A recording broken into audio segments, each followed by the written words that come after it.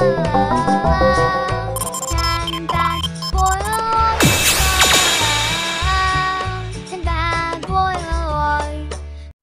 nga ba ang purpose ng mga parts na ito sa isang computer at ano ang mga tungkulin nila?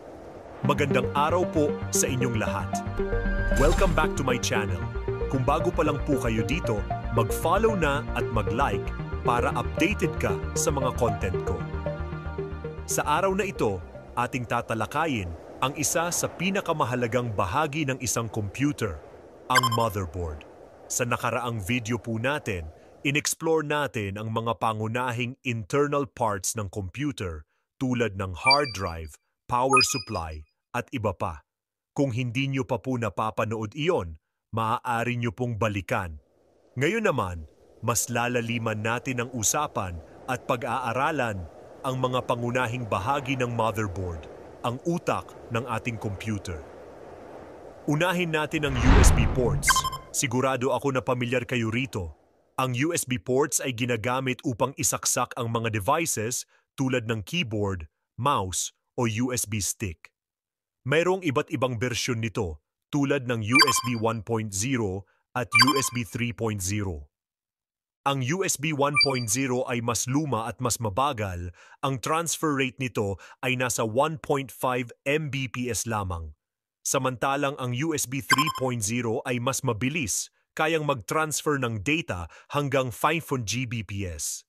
Ang karaniwang kulay ng USB 3.0 ay blue para madaling makilala. Sunod dito ay ang LAN port o kilala rin bilang Ethernet port. Dito natin ikinakabit ang Ethernet cable upang magkaroon ng wired internet connection. Narito naman ang VGA port. Ito ang ginagamit upang ikonekta ang inyong computer sa monitor o projector. Ipinapadala nito ang video signals upang makita ang display sa screen.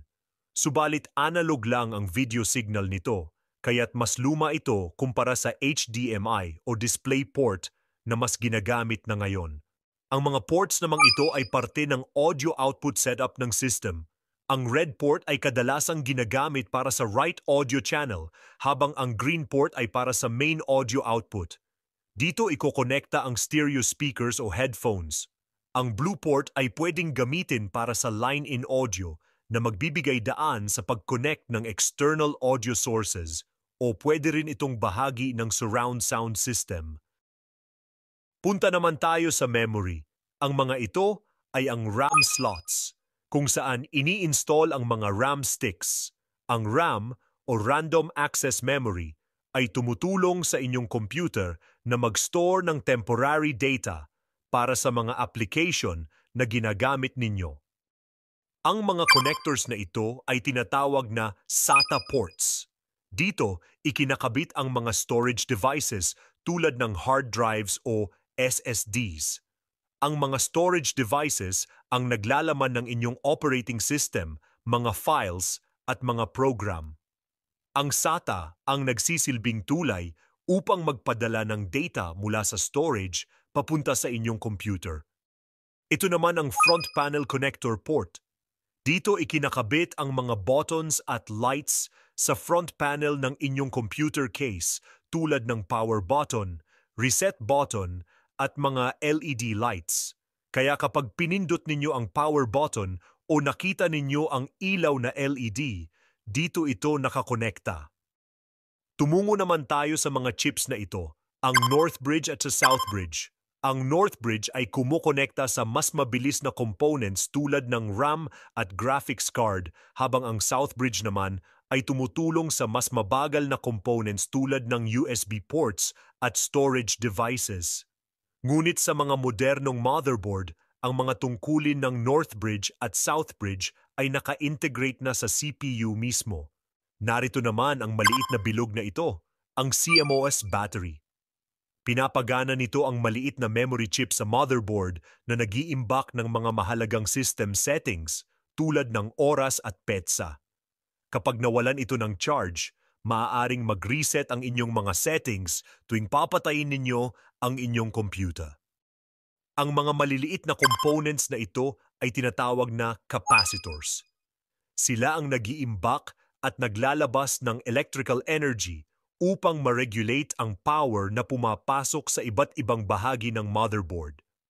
Mahalaga ang kanilang papel para mapanatili ang stability ng inyong system. Pag-usapan naman natin ang pag-cool down ng mga components.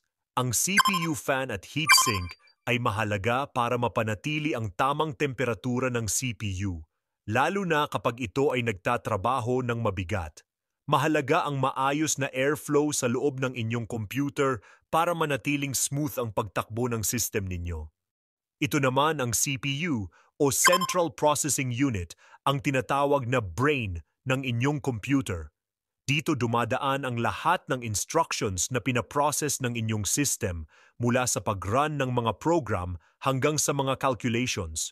Kung wala ang CPU, hindi gagana ang inyong computer dahil ito ang command center ng lahat ng ginagawa ng inyong system. At narito ang CPU socket, ang lugar kung saan ini-install ang CPU sa motherboard. Nakadesign ito upang securely ma-hold ang CPU at masigurong nakakonekta ito ng maayos para sa data transfer at power supply. At iyan po ang mga pangunahing components ng motherboard. Ang mahalagang hardware na ito ang nag-uugnay at nagpapagana sa lahat ng bahagi ng inyong computer upang magtulungan silang lahat ng maayos. Kung nagustuhan po ninyo ang breakdown na ito o may mga katanungan kayo, maaari kayong mag-iwan ng comment sa ibaba at huwag pong kalimutang mag-like at subscribe para sa iba pang tech content. Sa susunod na video, mas lalaliman pa po natin ang pagtalakay sa mundo ng technology, kaya't abangan ninyo. Maraming salamat po sa panonood at magkita-kita tayo.